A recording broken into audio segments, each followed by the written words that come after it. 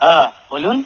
আপনি একটু সরে দাঁড়ান। আপনি একটু সরে বসুন। আমার অসুবিধে হচ্ছে তাই বললাম। আমার সুবিধা হচ্ছে তাই দাঁড়ালাম। অসভ্য, সভ্য, ন্যাকামো, জ্যাঠামো, ইডিয়েট। ক্লেভার। আপনি কি ভদ্রলোক? আপনি কি ভদ্র মহিলা? আপনার সাথে কথা বলাই আমার ঘাট হয়েছে। আপনার সাথে কথা বলা আমার পুকুর হয়েছে। বাসের মধ্যে সিন ক্রিয়েট করবেন না। আপনি বাসের মধ্যে সিন ওপেন করবেন না। দেখতে তো একেবারে ভিলে।